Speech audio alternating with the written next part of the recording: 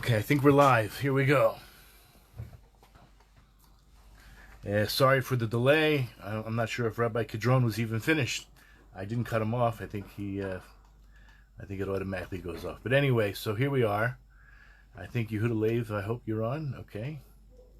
And I just want to just check something before we get started. I don't know where it is. Maybe I have to do this. 1 second. Okay, so good morning, everyone. Good Erev Shabbos. I'm so glad that you have been able to join us. I don't know how the picture looks. I'm trying to figure this out myself. I'm hoping we're on. Okay, so let's start. We're gonna focus on chapter 32 of Bamidbar. That's Parshat Matos. It's not in the beginning, but it's not in the end either. It's close to the end. We're going to deal with some very, how should I say it? You have to look at the Hebrew text. If you don't look at the Hebrew text, you're not going to get it. That's really all there is to it. Hopefully we'll learn a little bit of Hebrew. We'll learn how to learn Chumash. And we'll really develop some, not just skills, but some concepts in Judaism, some very important concepts in Judaism. We're using the Yakar. For those who are not familiar, we're using the Yakar for this discussion. I put in the original Shir Hadash posting. You can find this on the Shir Hadash Facebook page. Source material. So there's two aspects. One is the original Hebrew from the Yakar, and then there's my embellishment, should I say? And I put into English some of the sources that B'ezrat Hashem will prove useful. So in verse 1, we're going to deal just with two verses, verse 1 and 2. The children of Reuven and the children of Gad, these are two of the tribes. Actually, there's 2.5 tribes that wanted to stay on the other side of the Jordan in the, I guess we call it today, Transjordan, on the other side of the Jordan. There's a few problems with that in terms of our own Yiddishkeit. Number one, that this side that we're on now presently is more, I'm going to say it, more holy. There's some aspect that there's actually more Kedusha. So why would they want to stay on the other side? We have to ask that question. There's another idea that it seems like Moses' rebuke to them, they were following in the footsteps of their forefathers, by not wanting to come to the land of Israel, similar to what the spies did. The spies didn't want to come into the land of Israel. So on a certain level, it seemed like they wanted to stay on the other side and not come in, which could be catastrophic, as we know happened with the spies. And Moses says so. There's another aspect on a more positive side, and that is that Moses was, I'll call it, promised that he would not come into the land of Israel. It was decreed that he would not enter the land of Israel. And yet what happened? If God and Reuven and part of Manasseh say this is now the land of Israel, then in a certain level, I'm going to say retroactively, however you want to look at it, on a certain level, Moses did enter the land of Israel, which is a positive aspect. There's another idea, and that is, it's a Torah principle. It's not necessarily one of the 613 commandments, but nevertheless it's a Torah principle, and that's that one should not do anything that looks bad. For example, like you have to be clean in the eyes of God and man. If people are going to think of you as being a traitor or doing a sin of some sort like that, so what ends up happening is, firstly, you have to be innocent. You have to be clean in the eyes of God, that's for sure. Only God knows your heart. But people don't. And so if you do something that is somewhat, off the track, it's not directly what God wants, or seemingly. So what's going to happen? So, other people will judge you unfavorably, and that's also not good. So we're not supposed to do things where people would judge us unfavorably. Okay, with that in mind, what happens is that the first verse describes the mikneh, the livestock, and it's prerequisite. You have to understand, why did they ask to stay on that side? It had something to do with the word mikneh. Mikneh means the livestock, but there's many words that could have been used for livestock. It's interesting because the word mikneh, the root would be koneh, possessions, and that's exactly what the livestock are. These are things that one collects, or not just collects, but acquires. That's the word I'm looking for. So the first verse in Hebrew is actually, according to the Yakar, going to be divided into the first 1, 2, 3, 4, 5 words, let's say. Umikne Rav Haya Livne Ruvain. That Ruvain had a lot. Means Rav means abundant, quantity-wise. Whereas Ulivne Gad, if you separate it, and the children of Gad, Atzum Ma'od. Haya Atzum Ma'od. That they had something that was Atzum. Atzum could mean, and the Yakar is going to express it, powerful. They were powerful animals. Okay, this is like right out of a science fiction horror movie. But anyway, we'll see shortly. So the first thing the Yakar says, I'm bothered by the fact, Midolo Arvinuhu, the very fact that the Torah does not combine these two adjectives about the livestock, Rav and Atzum Ma'od. It could have been together. It could have said Mikne Rav Atzum Ma'od, but it doesn't. It doesn't join those two adjectives together. In fact, it seems to attribute one of those adjectives to the livestock of Ruvain, and the other adjective of Atzum Ma'od to the livestock of Gad. So what does he say? Shema Mina, we hear from it. It infers, it lets us know, Shekol Echad Milta Be'ape Navshe, that each one of these two tribes had something unique about it. Those, right? One had an abundant amount of livestock, and the other had what we'll call Atzum Ma'od, which in the meantime, I'll just translate for you as very powerful. If we look at the English on the art scroll, it puts those two adjectives together, which is misleading. The children of Reuven and the children of Gad had abundant livestock, very great. So if you read in English, you wouldn't pick up these nuances that we're going to discuss tonight, this morning. So he, as the Yakar says, Ki livnei Ruvain, according to basically the children of Ruvain, Haya miknet Rav ba mispar. Mispar means number, quantity. Whereas livnei Gad, Haya miknet atzum b'koach. Right, you're familiar with that word, koach. It had these livestock had power. They were very powerful. And now he wants to prove his point, and he uses two ideas. One is from the Gemara in Talmud Bavli Baba Batra 15b. I'll just get to the point. Basically, Job had livestock that breached the order of the world. The Hebrew is in Job chapter 1 verse 10, Umiknehu paratz ba'aretz. It's a very awkward term to use. Paratz means to break through. To break through, they broke through, so the translation is they spread out. But the Gemara says no, that they broke through the normal order of the natural world. Meaning, the way it usually works is that a wolf would come and eat and devour the livestock. Very common. But when it came to Job's livestock, ready for this? The livestock, meaning the goats, they killed the wolves. That's how powerful. He's using this, the Yakar is bringing this Gemara down to show you that it's possible. And then he also brings another Gemara in Tainus about Rabbi Hanina ben Dosa, who also had goats that were extremely powerful. In fact, they were so powerful that some of his neighbors said, "You know what?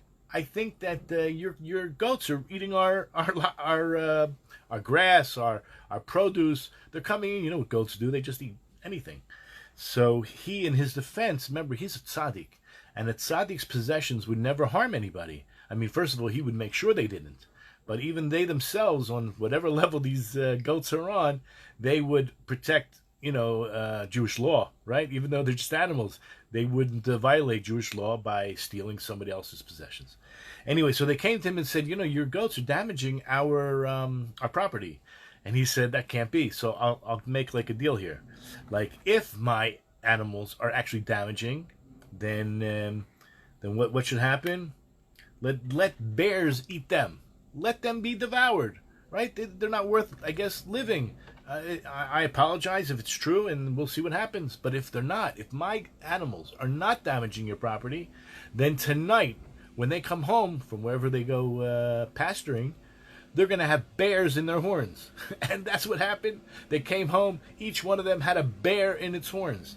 So that's what the Kli Yakar brings down as a proof for what he's trying to say here, that you divide up the makne, the mikne between Ruvain, which is numerous, and the mikne between of Bnei Gad, that was very powerful. So it's true, it's very possible you have powerful goats. So he goes on to say, that they were extremely powerful. And this is why, the Kli Yakar says, this is why they chose. This is why Bnei Ruvain and Bnei Gad, at least we have a better understanding of Bnei Gad anyway, why they chose to be on this side of the Jordan. Not just on that side, but specifically, we're going to call the Gvul, right? The Gvul, the Sfar, means on the border. Mamish on the border, like first defense or first attack. We're going to discuss that. When you're on the border, that's where you're most vulnerable, number one, and that's where you need the best defenses. Lo yapachad ha'oivim leneged eineihem, ufen yikachu haze'evim miknehem. So basically, it's like this, that if you had such powerful animals and you put them by the border, then you would not have any fear of the enemy coming into attack, because the enemy would learn their lesson quite quickly and either retreat, never come back again, or let other people know, or maybe they heard rumors like they're going to stay away, right? So when you have a very powerful defense, then the enemy would not come to attack. In fact, they're afraid that the wolves would end up in their horns. Ki batchu al kocham. They trusted the power of these goats. Okay, so that's the first paragraph. This is apparently one of the main reasons why they wanted to be, according to the Kli Yakar, on the other side of the Jordan. Now, I did mention that you should make sure that you don't do anything that is looking bad in the eyes of God or man. Okay, but we have an obligation anyway for righteous people to dan lechaf schut, to judge favorably. So here in this next paragraph, this is where the Kli Yakar will explain to us that we have, I'm not going to say the obligation, but there is a place here to learn a positive side to what they did. The very fact that they put we're going to build cities, we're going to build corrals for our animals first. Now, where do you see that? We didn't actually read that. That's verse 2, if I'm not mistaken. Look at verse, let's see. Sorry.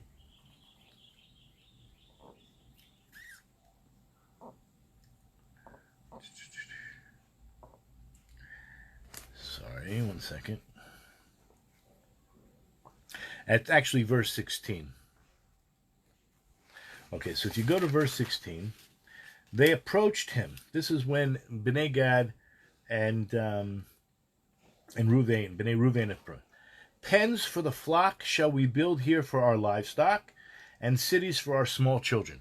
So, listen, our children are our gold. Our children are what's going to, our future, our continuation, right?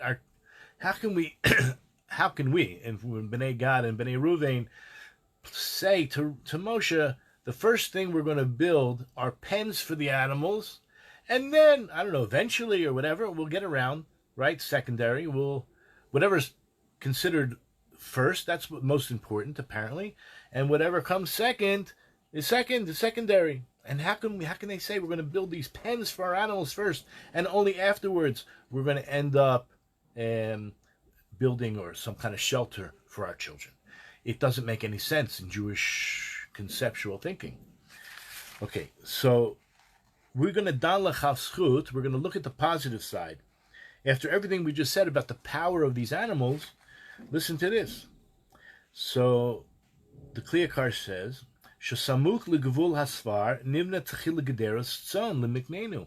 The very first thing closest to the border, right where the enemy would attack, we're going to put these pens, the shelter for the animals. That's what's going to be.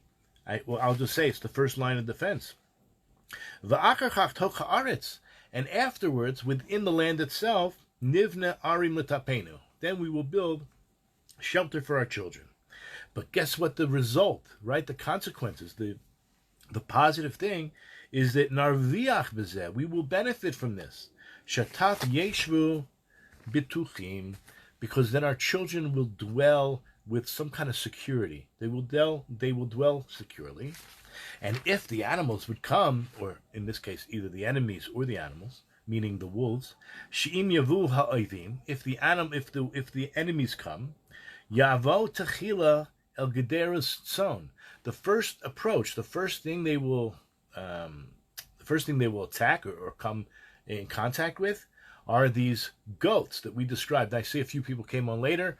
These goats were very powerful, and they destroyed or they devoured wolves and bears. Okay, this is how powerful they were. So this is a bit of understanding why they would want to put their goats by the outer edge of their settlement. And I'm sorry, but it's really why they wanted to build it first, okay? That's the main idea. And by building it first and having the enemy come and approach that first, Baini means, in the meanwhile, Yemaltu Hataf, our children will escape unscathed, they will be saved. Vahamikne al hasfar ena mityarim minazeivim, because those goats that are over there on the border are not afraid of wolves. They will attack the wolves or the enemy in this case. I don't know. Okay, let's just continue.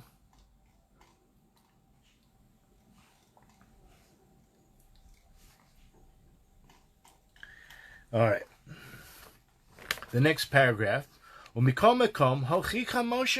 Nevertheless, Moses gave them rebuke. Now, rebuke is reproof. How does one give rebuke? You have to give it with love. You have to give it with kindness. The main idea behind rebuke is to get the person to do the right thing. So how are you effective?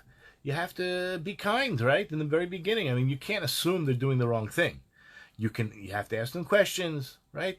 It could be that Moses jumped the gun. I'm not going to criticize Moses here, but I just wanted to mention about rebuke and how rebuke should be done. Is you want to see results, right? So you have to do it in a way, you have to communicate in a way where the person is going to receive what you're saying. So, nevertheless, Moses gave them rebuke anyway. Im kain, ein atem botchim b'teshuas Hashem. It sounds like this, that what Moses is actually telling Bnei Gad and Bnei Ruvain is that you are not really relying on the salvation of God. You're relying on your animals. Now, I don't think there's that much of a problem relying on, let's say, call hishtadlut, right? God gave us brains, and He gave us the energy to use our bodies and our minds, and to think of ideas that we can become, more effective. So we're going to find out that the rebuke of Moses was not necessarily about the putting the animals by the border, but rather something a little bit different. We're going to have to see the difference between verse 16 and verse 17. The difference between verse 16 and 17, if you examine it carefully, is that they say we're going to build cities for our children, that means shelter. And in verse 17, it says we're going to build fortified cities. There's a difference. If we go back to the time of the spies, when Moses sent the spies in Parshat Shlach, so what did we see? He asked them, are they mighty? Are they weak? Do they have fortified cities? Do they not have fortified cities? So it's a little bit like, it's counterintuitive, right? Because if you ask anybody who is easier to defeat, if they have no defense system or if they have a huge huge wall, right? A big defense system, you would think they're impenetrable, right? There's no point. No, it's the other way around. Not that it's impossible, but it tells you something about the people. that they're really weak, that they needed to build such a impenetrable wall. Okay, so, and if you had a city that had no defense system whatsoever, it could be that the people are actually quite like a warrior nation of sorts. So, knowing that, here we have the same issue, because in 16 and 17 you'll see the difference.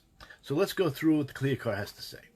Basically, Moses' rebuke was, you're not relying on the salvation of God, but rather this is what you should do. In verse 24, when Moses tells them, Banu lechem arim l'tapchem, build cities for your children. But do that first, like Samuk l'sfar. Do that by the border. Gederos l'tzonechem toch aretz, and put these pens within the land. And what's going to happen as a result if you do that? Achechem kol beis Yisrael, the rest of the Jewish people, the other tribes, Yiru ki atem botchim b'teshuas Hashem. They will see that you are trusting in the salvation of God.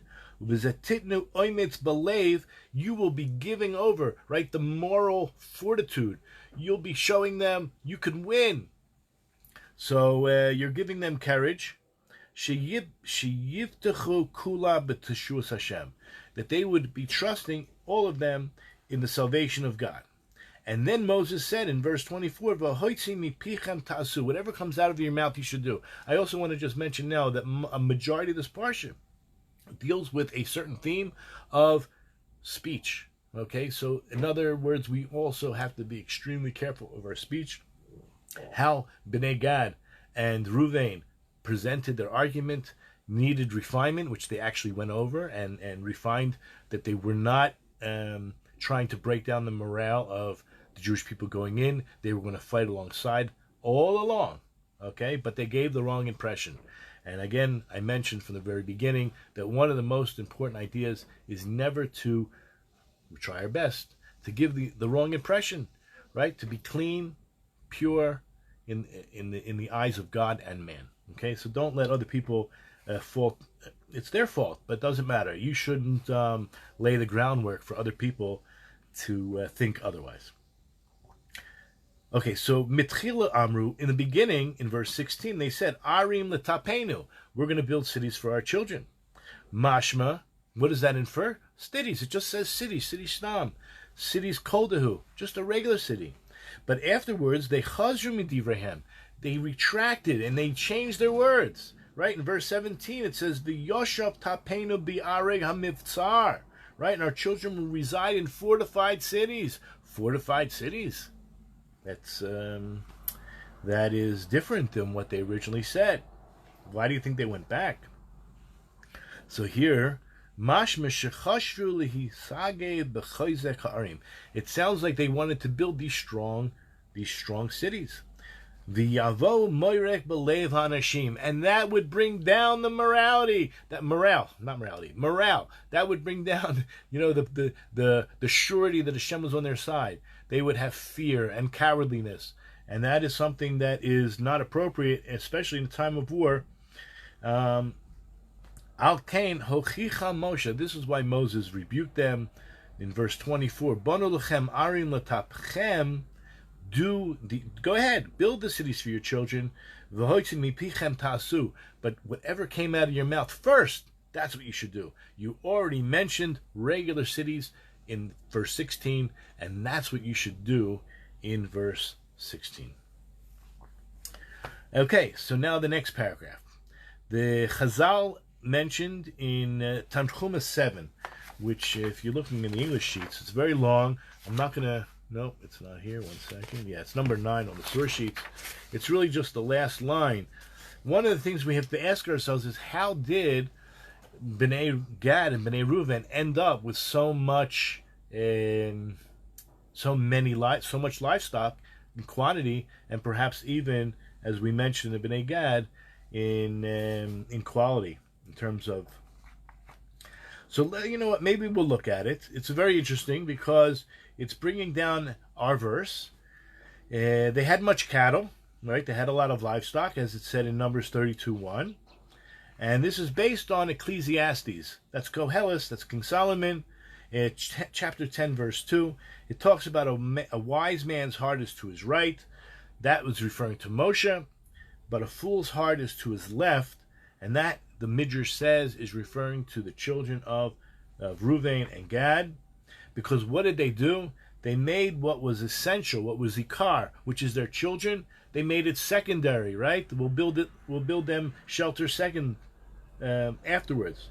And what is secondary, essential, they took what was tafel, which is about the which had to do with their livestock, and put that first. Now why? Now I underline this, because they love their possessions more than themselves. We're going to see a real problem here. This is going to deal with the theme here is how to deal with wealth. Is this appropriate? Now, just keep in mind, there's many words for livestock. We even saw the word sonechem, okay? There's many words, but the word mikneh, yeah, it does mean livestock, but it means possessions. The literal root, right? Koneh, mikneh. It's something that is acquired, acquisitions, and therefore we're talking about monetary value, and therefore they put that first, and this is going to be a real problem.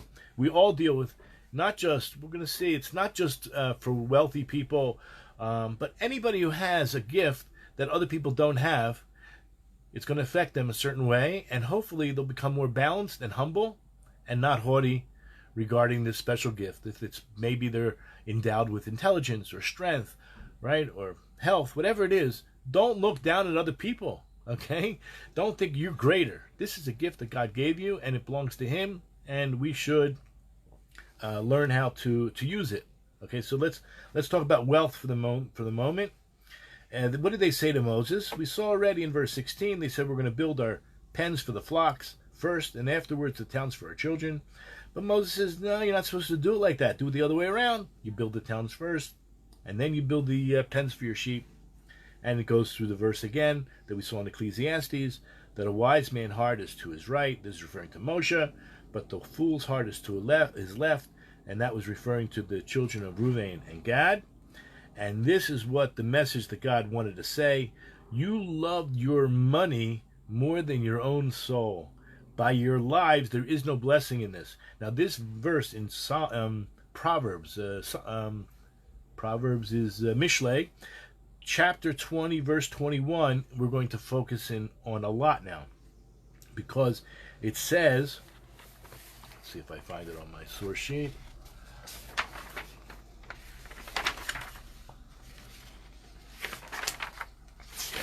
I think it's number 10 on the source sheet, that it says, Nachala mevohelet berishona. So if you take an inheritance quickly, you're eager and quickly grab an inheritance at first, then acharita, its end, lo tivorach, will not be blessed. Let me tell you where we're leading with this. Out of Israel's exile, who went first? So most people say, okay, the 10 tribes went before Yehuda and Shimon. Right, okay, fine. So the northern tribes were exiled first. But guess what? Even within the northern tribes, there was some that went earlier. And we'll see that soon in Chronicles 5:26. If you want to look at it, the exiled Reubenites, the Gidites, and half the tribe Manasseh went first. Okay, so what is this verse telling us in Proverbs chapter 20, verse 21? Let's see Rashi. An inheritance may be acquired hastily in the beginning. That's not a good thing. He's saying maybe, it could be. But what happens? Which one hastened to take hurriedly? This is the sons of Gad and the sons of Reuven, who hastened to take their share on the other side of the Jordan. They spoke hastily. They said, we want to build these pens for our sheep. Again, the sheep is the possessions, the monetary possessions. For our cattle, for our sheep, for our livestock here, and cities for our children. Again, they made the main thing, the Yakar, tafel, secondary. And they placed their flocks before their children. And what does it mean in the end it will not be blessed? For they were exiled many years before the rest of the tribes. You can find that in Seder Olam. You can find it in the Midrash Rabbi Tanchuma. and also in 1 Chronicles chapter 5, verse 26, as we just read. Okay, so we see there are ramifications to trying to acquire wealth quickly, or hastily, or perhaps even for the wrong reasons. Okay, so let's read the Yakar. Lefi shalachachu nachalatam birishona, because they acquired their inheritance quickly. Achein acharitam lo tivarach. Therefore, what follows, their end, will not be blessed. Ki halchu barosh kol golim. They went first into exile, as it says, and we just read in Divrei Yamim, 1 Chronicles chapter 5, verse 26. Now that verse, this is in Psalms 20, 20 verse 21. There's a vav before the word vacharita. You don't need that vav. It would make perfect sense without that vav. Meaning, an inheritance may be acquired hastily in the beginning. Its end will not be blessed. What do you need the word and its end? What does that add? So there's a vav. The Yakar says that the rabbis tell us, you know what the problem was? They went ahead and put their mikneh before their children. They took their livestock and placed it in importance before their children. Therefore, when it says nachala mivohelis biroshona, they took their inheritance quickly at first. That's what it means. They put forth their monetary inheritance, the mikneh. That's mentioned first. But guess what? Al kain gam acharitem. Guess what?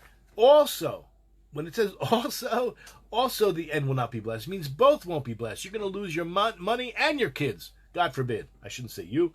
The one who is so greedy and rushing, not only will he lose the kids, but he'll lose his wealth as well. And that's why the vav was necessary. I'll just read his words.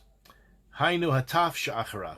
He's going to also lose at the end, meaning his children, true, lo tuvarach, ki gam agufos gam hanachalatam. Both the children, the goof, the bodies, as well as the possessions, hakol chalu ba'ashan kalu. Everything goes up in smoke. It's like total loss. You don't have any claim with the insurance company. It's total loss. Vikar imatafel, that whatever is called secondary went along and is gone as well. And halchu shevi, it all went into captivity. Lifnei rodef, before the pursuer. Okay, so far so good, interesting, life-changing, I hope. Now we're going to go to verse 2. Verse 2 mentioned that it says the children of Gad and the children of Reuven came. Now, the Yakar points out, we wouldn't really think about this if you just read it in English. That's why I implore you, learn Hebrew or learn with somebody who's going to speak a little bit in Hebrew and help you with the text. Because if you don't see the nuances, I believe, this is for me, I shouldn't speak for anybody else. I don't see the nuances in the English. They pass right over me. But in the Hebrew, when it's pointed out, it becomes, let's say, a little bit more crystal clear. So here we have, it says, came b'nei Gad u'b'nei Reuven, right? U'yiva'u. They came. Who came? B'nei Gad and b'nei Reuven. What's wrong with this sentence? What's wrong? Nothing. Okay, I'll tell you. Everything. What's wrong?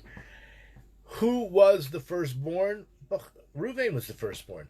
You know there's a mitzvah to honor your older brother, your firstborn brother? Yes, it's one of the commandments.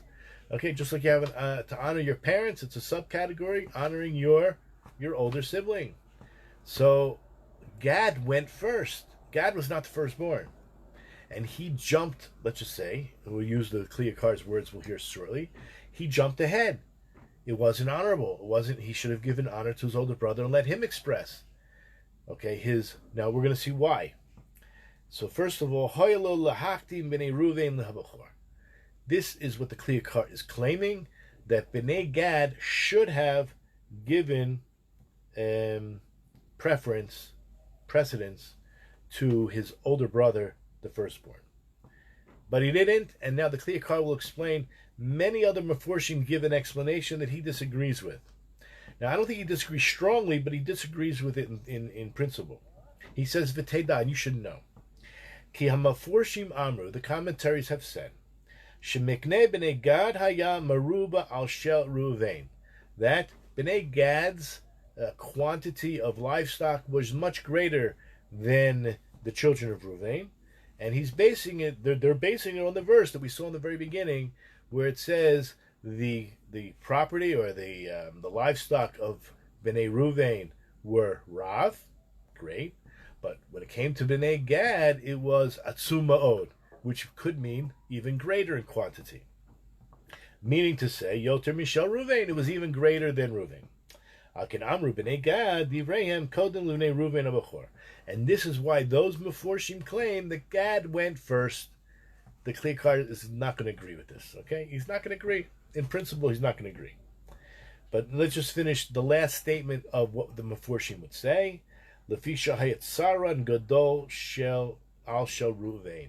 That apparently if you had a lot of livestock and you had to go into Eretz Yisrael and fight a 7-year war, and even you promised to stay until the end of the distribution, which is another 7, so you're talking about 14 years pasturing your livestock in land that's not even yours. Okay, it's going to be very difficult. So Tsaran Gadol could mean it was the great pains, the great efforts, or the great need that they wanted to leave their cattle, livestock, on the other side of the Jordan. V'ani omer. So the Kli Yakar says, this is my opinion. He's telling you what he thinks, and based on everything he said so far, it'll make sense. He's going to first say, if it's really true what they said. This is not the reason, according to everything we'll see in the Medrash and everything that Chazal teach us. This is not the reason why Gad jumped first. Had nothing to do with the Tsaran Gadol. But rather, this is the reason. So if you lasted in this Shir until now, so it's 42 minutes in, I know we started a little bit late. This is the reason why Gad jumped first. And hang in there, because for the next, hopefully half hour or less, we'll get this very important lesson across. Ki imetoch rum levavam kavtsu ledaber barosh lefnei b'nei Gad habachor. It was due to arrogance. Whatever rum levavam, the raising of the heart, haughtiness, arrogance. That's why they jumped ahead of Ruvain, the firstborn brother, to speak. Kikach teva ha'osher. This is the nature of a wealthy person. Shenotein rum lev libalav. That nature, I mean, God created this way, that when someone becomes wealthy, they easily become very arrogant. V'osher hediot, even just a regular wealthy person. Koifes barosh v'ya'aneh azus. They jump to the front of the line, whatever it is, they want to speak quickly, and they're not interested in hearing whatever anybody else has to say. That they answer people with brazenness and with boldness. Now, we're not talking about every wealthy person. I know a lot of wealthy people who are very modest and very humble and know that their wealth is because of God's grace and God's gift. And yes, they're very intelligent and they're very industrious and they work very hard. Okay? I know, right? And some of them maybe are what they call old money. They got it as it was handed down. And they didn't really work that hard for it, but they worked on their character and they're able to keep their wealth. In the meantime, this is a general statement. Don't take it personally, okay? That a regular usher hediot, he's koifetz barosh v'yaneh azut, and it is lo yashuv mipnei kol. He doesn't really allow other people to answer. He's not interested in what they have to say. And he's eno choylek kavod lebachor. He doesn't necessarily give honor to the firstborn. V'lo l'shum ba'alei hama'ala hamitit. And to people who've worked on their character, who have certain attributes that are outstanding. They don't necessarily give honor to these people. They don't recognize it. V'chashvu ki al yedei ha'oisher, because what they think is that through their own wealth, hu mitromeim. That's why they are, it causes them to be arrogant. Because of their wealth, they are very arrogant. Now, as a proof to his words, the Yakar goes on. Ma shadar shaleim marabati. Now, this is going to get complicated, so I need you to pay attention. In Psalms chapter 75, take a look at verses. We're really going to be dealing with verse 7, but look at verse 8 and look at the two verses that come before, 5 and 6. But first, we're going to focus on verse 7. Ki lo mimotza umima'arav lo mimidbar harim. So let's see. We're looking at that verse. It is not from the east nor from the west. Even the word east and west does not really make sense in this. If you look in the Hebrew, it says kilo mimotza. Motza means from where it came out from. Now, we're going to be talking about wealth, okay? So, but it's translated sunrise, where it comes out from. Sunrise, umima'arav. That's where the sun sets, in the west. So you can translate it either it's not from the east or from the west, or it's not from sunrise to sunset. The real difference, it's not a real big difference, but there is. But one of the ideas is going to be the wealth will not come from you working 12 hours a day from sunrise to sunset. If you remember, there was a movie, I think it was called Fiddler on the Roof, a play, famous Broadway play, sunrise, sunset, I don't know, however it was. But that's what people work. There are people who are workaholics, and some people are not. But whatever, they just happen to have a hard life or a hard job where they have to work from sunrise to sunset. Neither from the desert does elevation come. So we're going to deal with this idea of elevation. So let's deal with it now. The word harim, literally in most cases means a mountain. So here, if you look at it, neither from the desert, so not from the north, not from the east, not from the west, or not from sunrise to sunset, and not from the desert, which is basically a flat plain, do mountains come. Don't look at it as mountains. We're talking about the whole time the word harim as elevation, or as we said earlier, mitromeim, right? Becoming haughty or elevated. True elevation. There's two ways to look at this. True elevation is not going to come from this. Okay? Look at Rashi. It is not from the east or from the west, from the sun or from its setting, and not from the deserts where you embark on a journey by caravan to increase your property. There is no power in any of these to raise your horn. To raise your horn, like, tooting your own whistle, tooting your own horn. This is not where it's going to come from. You are not going to find success and elevation because of your getting up early in the morning and working late at night. That's not where, because there's plenty of people that do it. Some are wealthy and some are not. So you can't attribute it solely to that. There's going to be another idea, because I don't think we're going to finish this, but there's another idea from the east to the west, meaning from the east side, which is where the land, remember, we're in the land of Israel, so to the west is the Mediterranean. So to the east would be where merchants go. It's dry land. It's where you do your business.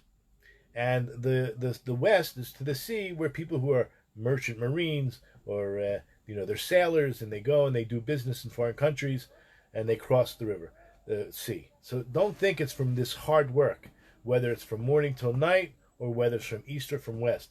That's not where it's going to come from, and not from the desert are you going to find your harim. Now let's go back to, you know what? Okay, he's going to use the next verse shortly, but let's stick with the Yakar. Lefi mima sha'adam yotze mimizrach lamarav v'amo b'schora nase asher. It's not from what a man does when he goes out from the east to the west, meaning, let's just keep it simple, from the morning sunrise till the sunset, and works his tuchas off, and he's amel b'schora. He works diligently in business that he becomes wealthy. No, v'lo mi midbar harim. It is not from the desert that you will find this elevation. So the Kli Yakar says, Kol harim shebamikra. Anytime you find the word harim in the Tanakh, hu harim mamish. It is almost always, usually referring to really mountains. Chutz mizeh, except for this case here, shehu lashon romamus. Romamus. This is this elevation or greatness. She'ein ha'adam mitromeim min ha'davarim elu. You will not find your greatness from these things. This is not what's going to make you great. Ma'oseh kadosh baruch hu. This is a quandary we're going to find ourselves. What does God do? It's God who's doing it. He's noiton nechasim mizeh v'noisein lezeh. He actually takes the wealth, the property, from one person. He takes it away and gives it to another. In verse 8, remember Psalm 75, verse 8. It says, but God judges. He humbles this one and elevates that one. Ki Elokim shofet, ze yashpil v'ze yarim. See, we saw the word harim, and then we see the word yarim. Okay, so we're going to see there is a connection there. Let's go on. Midasamek midrash zeh. The very fact that the midrash brings these verses, this Psalm 75, in connection with our Parshat Matos, with the children of Bnei Gad and Ruvain, what do we hear? That we find there's a shemetz, some kind of, you know what the word shemetz is? It's a trace. It's a little bit of dirt, right? We call shmutz, right? You all heard of the word shmutz. So shemetz is like a little bit of a tinge of derek ge'ah v'ga'on, which is pride and conceit.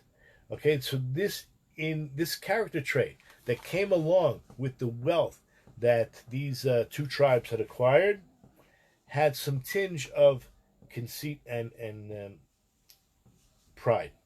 Okay, Darshalayim Pasuk said that's why there's the Medrash is darshaning this Pasuk here to tell you what Shalo be'elim mitromein. This is not going to get you to the point of greatness. Hechan Ramuz Pasuk, where is it hinted at in the verse? Shalachu lehem Ramuz yotim minaroi. Where do we know that they took more greatness than was really fitting and coming to them? They exaggerated their own level of, I guess, self. You know, it's not always healthy. You have to have a healthy sense of self-worth, I agree. But to have more than is fitting is going to be the problem. According to what we read, right? It was in the verse. After the fact that the Bnei Gad had much more powerful, or maybe perhaps even in number, than the children of Ruvain, Al ken gaba libam ad lahashchis. That means that they elevated their hearts to the point that it was to their own destruction, their own detriment. Unbelievable. We already saw that their children went first, that they lost all their property anyway. But what's the real point here? They katsu ledaber b'nei Ruvain habachor. They jumped in line. They spoke to Moses first. They remember, they're not the firstborn. They should have given the credit to Ruvain, and they went ahead and jumped before Ruvain to make their claim to Moshe. It's in these things that, right, the verse in chapter 75 of Psalms, verse 7, it's not these things that are going to cause you greatness. Now, the Kli Yakar wants to bring proof for this. That a person, God does not want that a person becomes great on account of his money. As we saw, I think it's verse 8, Ki Elohim shofet ze yashpil v'ze yarim. It's God who brings down and God who raises up, not you and your money. Now,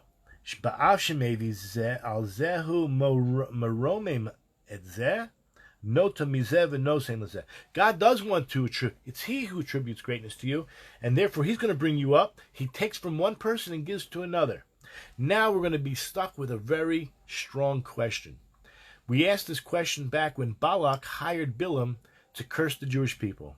Why did he hire somebody to curse the Jewish people? Couldn't he just hire somebody to bless his own nation, whether it was Moab, Midian? Come on. What do you get by cursing? What do you get by bringing down the other person? So why would God why would God have to take from one person to give to another? Isn't he the Almighty? Couldn't he just create more wealth, right? Like in America, just print off more money, right? It's the easiest thing to do.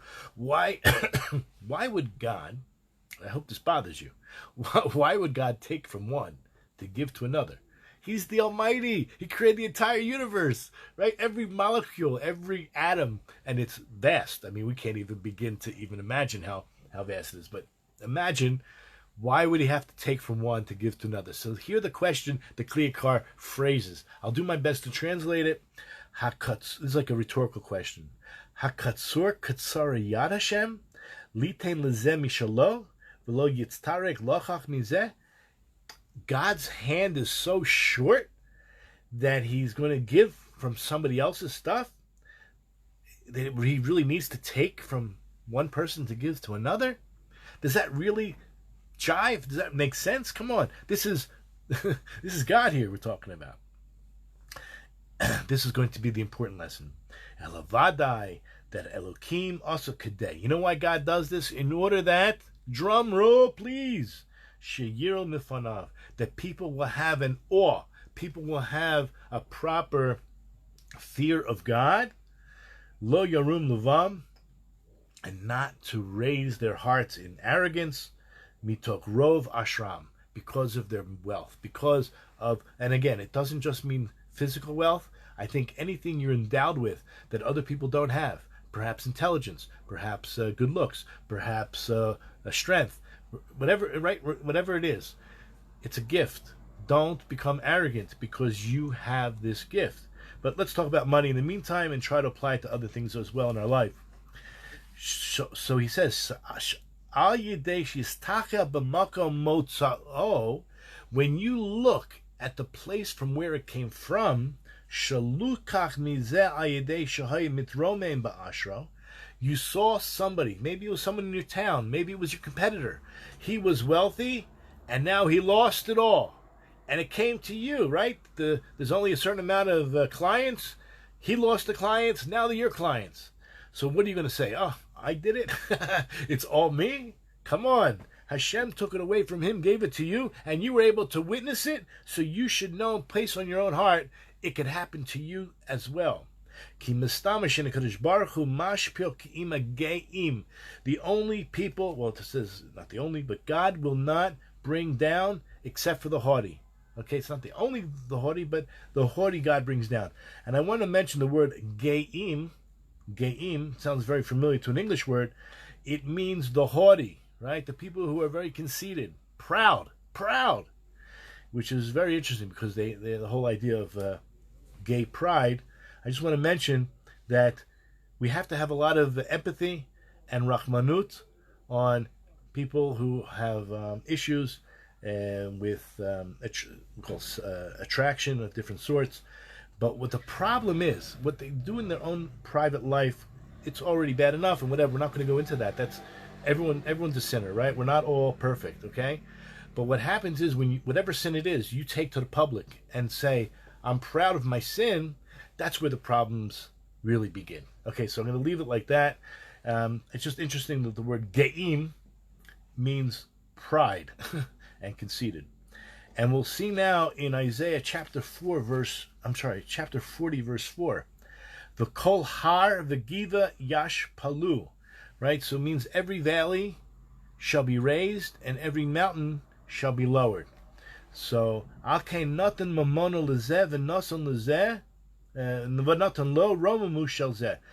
not only does God take the money away from one person, but he also gives the greatness, right? The prestige to the other guy.